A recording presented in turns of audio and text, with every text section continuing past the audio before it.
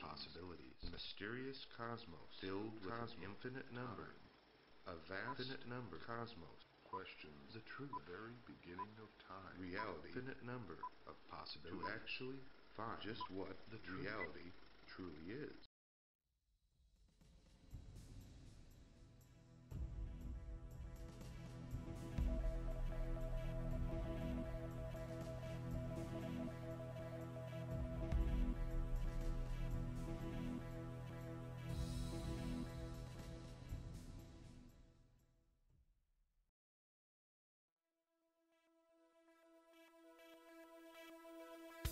The world can be a complicated place. So much is always happening that it can often be hard even to find the time to think. For most of us, our days are a collage of work,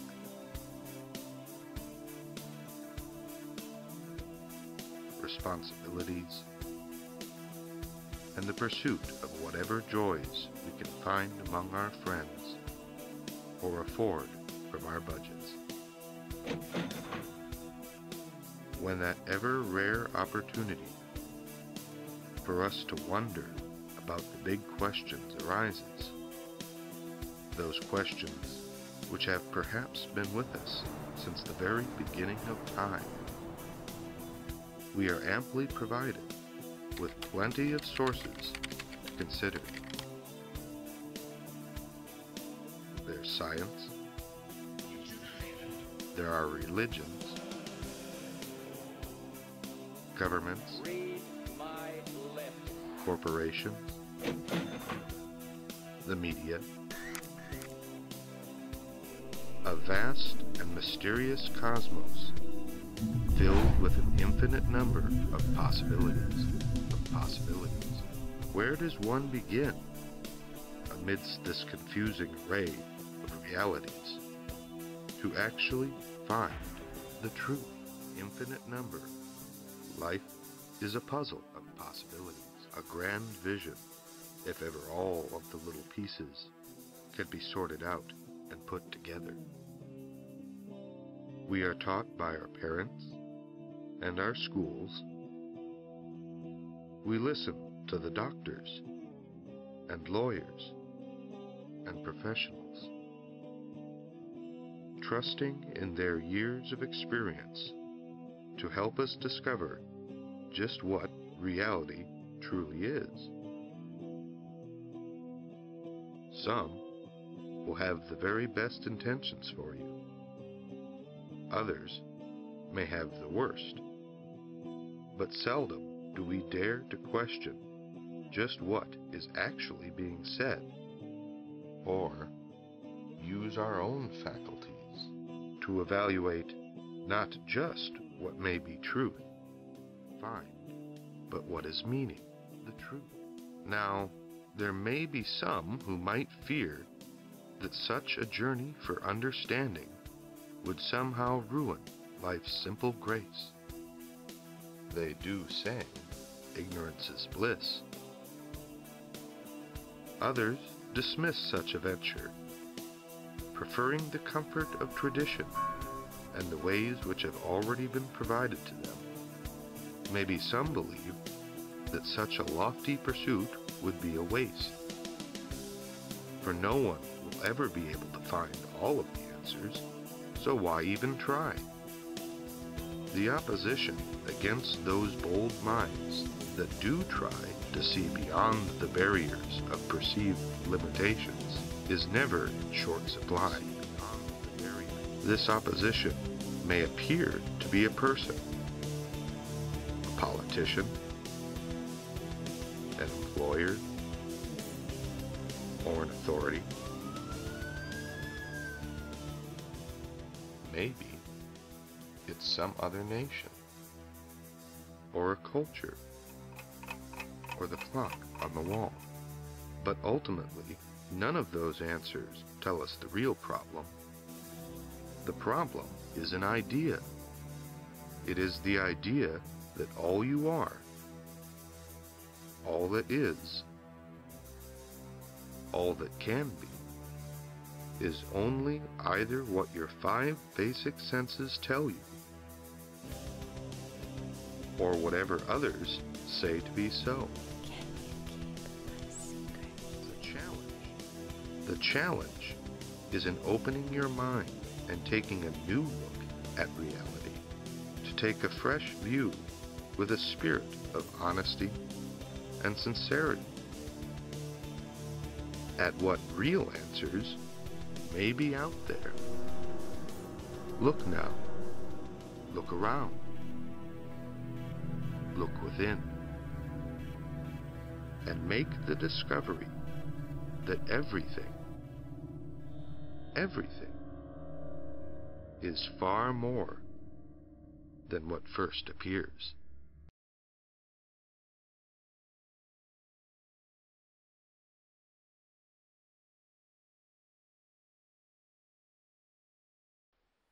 We are all one. I think, therefore I am. They are well-known phrases, but when phrases such as these become popular, they are often repeated without really being given the profound consideration that they deserve. Embedded in those simple words is a meaning with truly extraordinary implications. They can teach us quite a lot about who we are and the very nature of our realities. Take a moment now to contemplate those words once again. Broaden your mind and seek the truth that is buried inside of them. Consider this: all that is energy. Whether it is the solidness of your kitchen table, the drifting of a thought, the sound of a passing breeze. All characters and qualities of anything within existence is composed of this fundamental fact. From the macro to the micro, everything is connected by this invisible tether of primordial substance. And because everything is connected, everything, regardless of how subtle it may seem, affects the whole. You are not simply flesh and bone, or even just a soul incarnated into a physical shell. You are an integral piece of the grand entirety. You are substantial, and as such, bear a responsibility of managing your piece of the whole to the very best of your ability. You are an individual, gifted with free will and the ability of discernment. With this basic understanding established, the phrase, "we are all one," actually has a double meaning. It could be said that you are more precisely one within one. And so neither the self or others should be marginalized. It serves little more good to devote your focus entirely to others than it does to devote your focus entirely to yourself. Now, although that statement defies our conventional understanding of what is good, from the broader perspective, it's simply logical.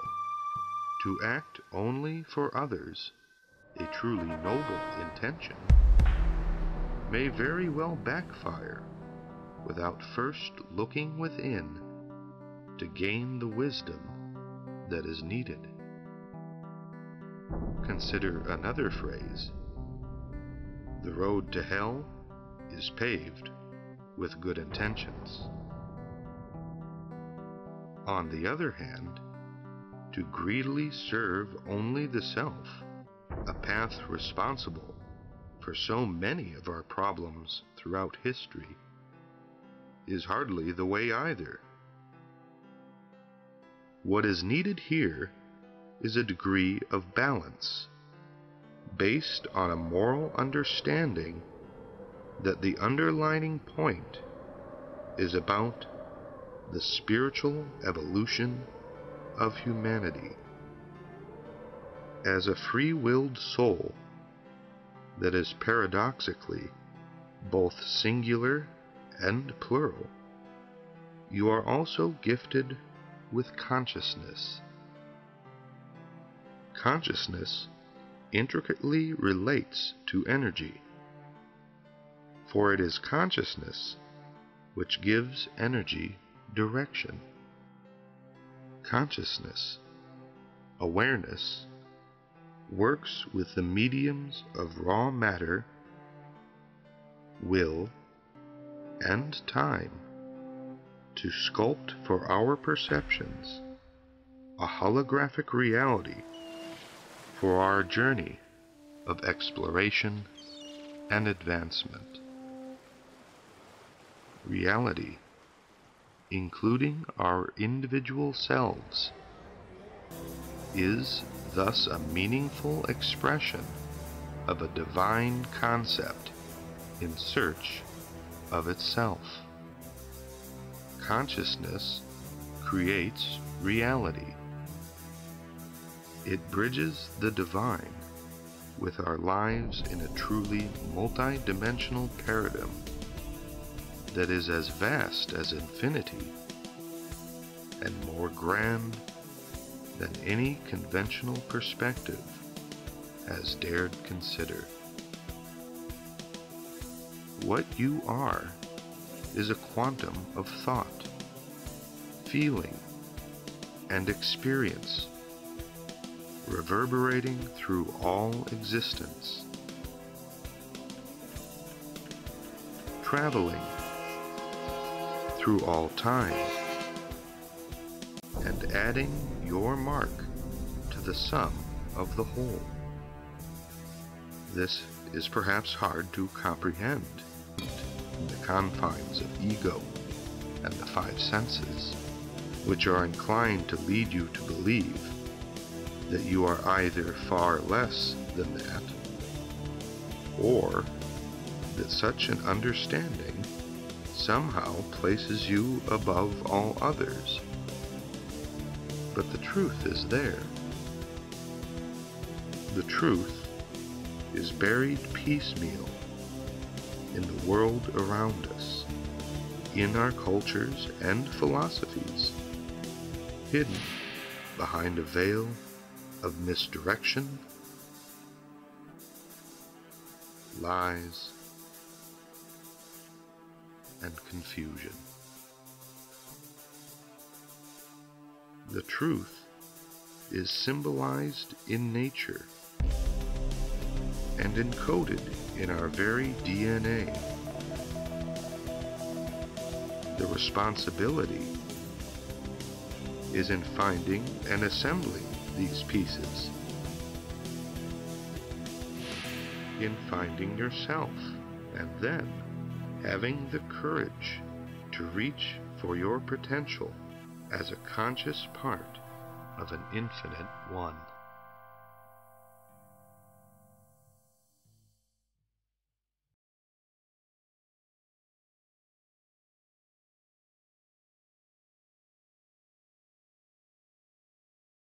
The world is a classroom, and our lives are the teachers. There is a language to life, for everything is pure representation of its true inner self. All is with meaning, a meaning awaiting to be translated into knowledge. The task we are faced with is in recognizing this, and then utilizing what we learn for the sake of humanity and our progression as spiritual beings. Much of this reality revolves around our loves and fears, around the duality of two opposing forces perpetually trying to establish themselves. All is with meaning. It is a circular machine, meaning, represented in the course of life and death, day and night,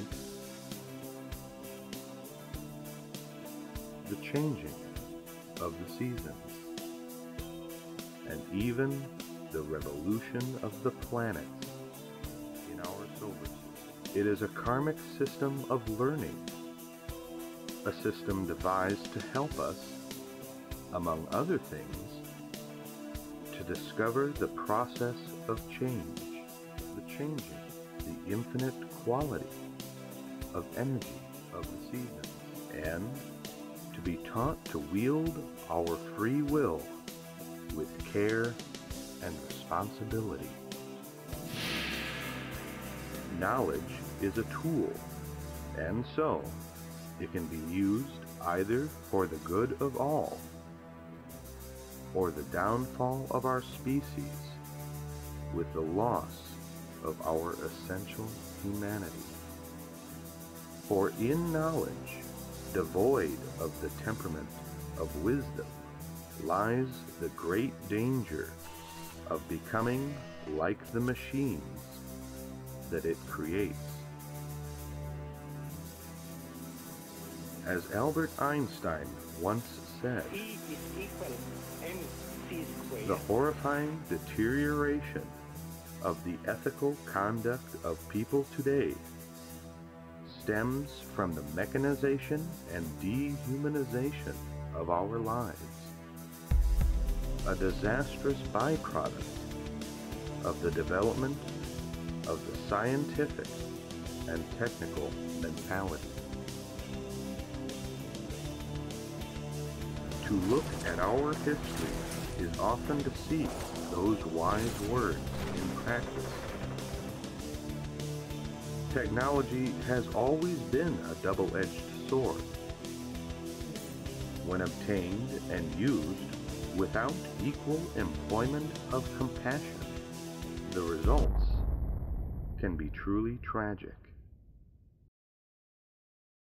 And it is this scientific and technical mentality that has been woven into the very fabric of our collective consciousness.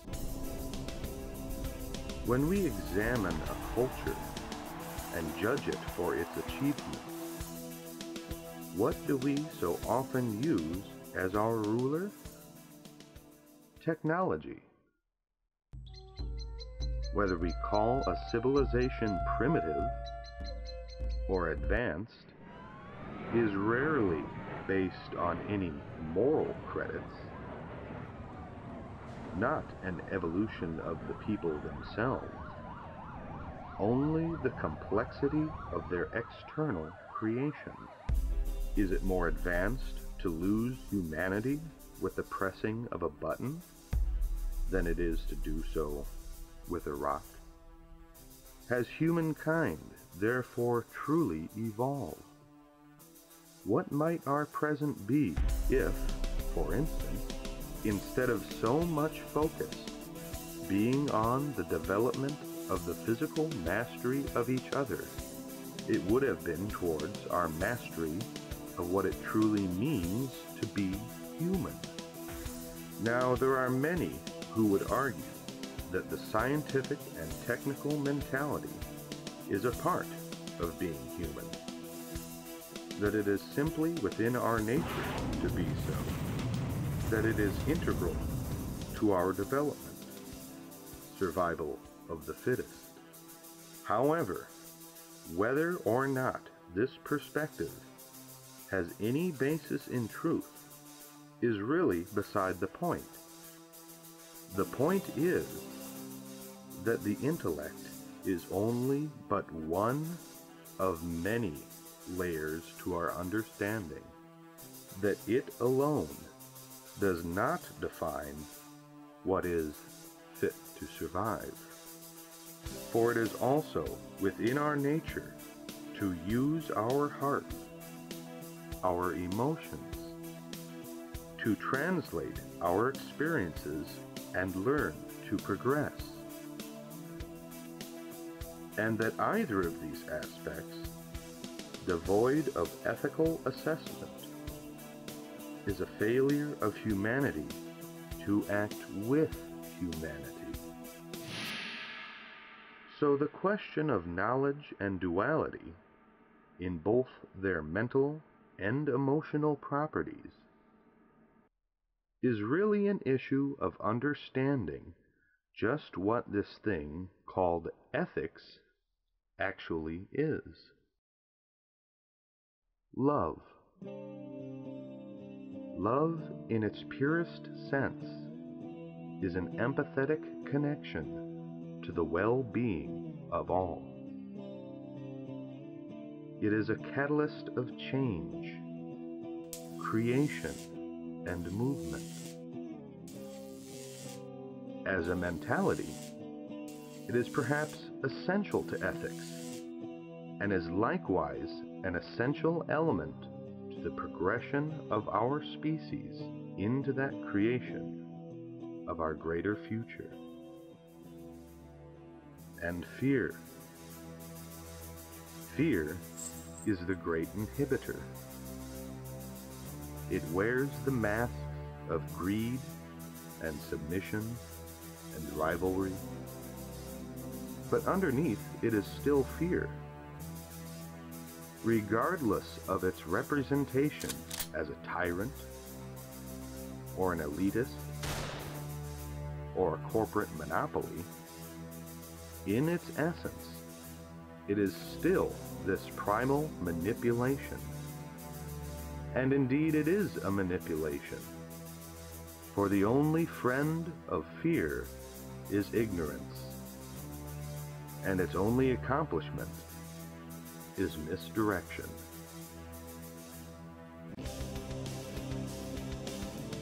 Looking at all of these pieces to gain a broader understanding, we can begin to see an idea of what this reality might be all about. We gain knowledge through the use of our minds and emotions, based on our experiences and observations. This knowledge then presents us with an ethical or spiritual choice. What path shall we pursue through the landscape of duality? Once that path is resolutely chosen, however, resolutely for the idea of positive advancement, what it is all about then shifts to a new paradigm: dimensional expansion. It is truly only but a choice away.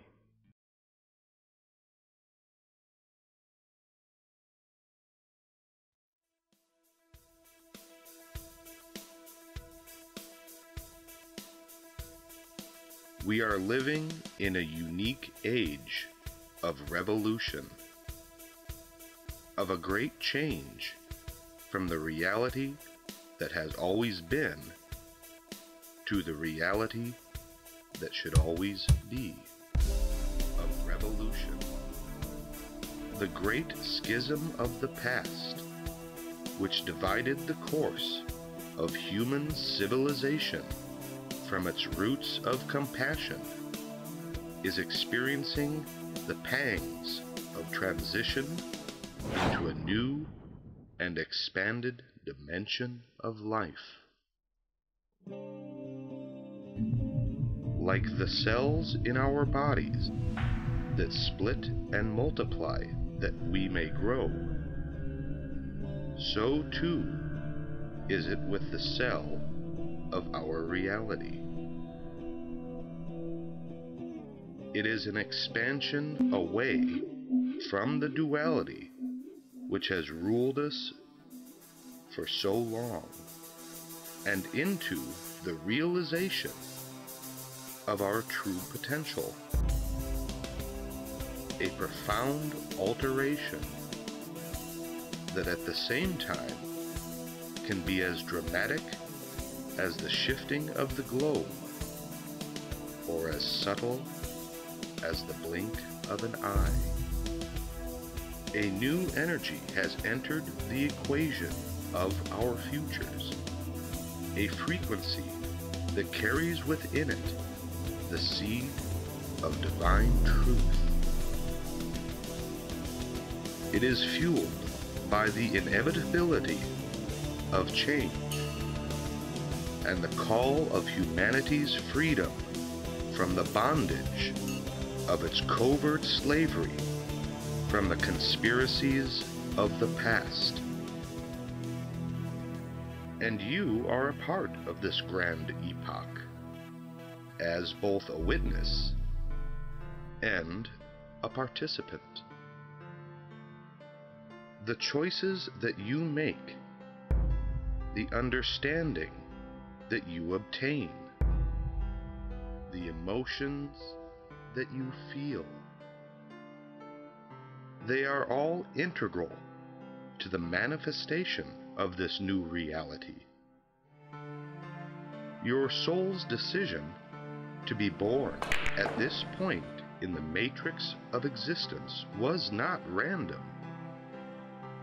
You are here to be an expression of the experience in the ending of one cosmic chapter and the beginning of another. Now, this is not necessarily a simple position, for it will require effort. Although it is easy to become bogged down in the details of what is happening in the news, if this narrow layer of truth is all that you can see, there is logically little more that you can do other than gather your supplies and hold on through the storm. Of course, that may still be a very practical idea. But when facing change of this magnitude, you need to go yet beyond these steps. As we've already discussed, there is the reclamation of your true inner power, the surfacing of your comprehension from the mire of programmed constructs. But there also needs to be one more element, one final and very important thing. A clear focus of just what this new life is going to be.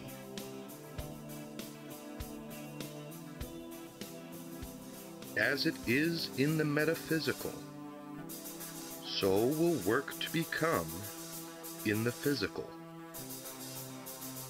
This is perhaps one of the big reasons as to why all of us are here. To first find what future we will create, and then to make it manifest by learning to live it in our daily lives.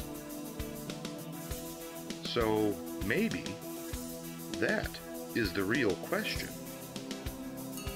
What sort of future will we create?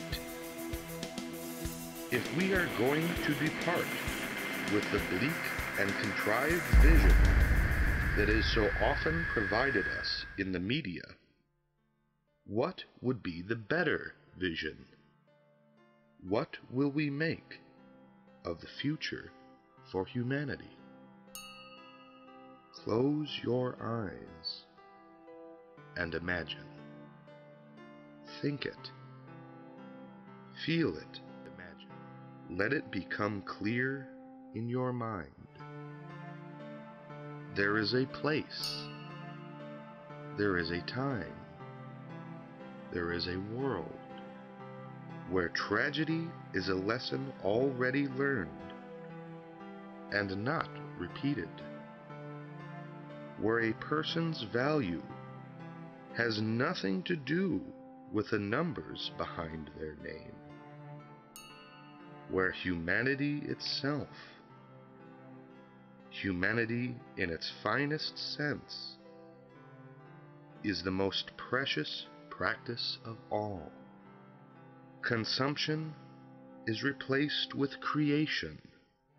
Diversity is a depth and not a division.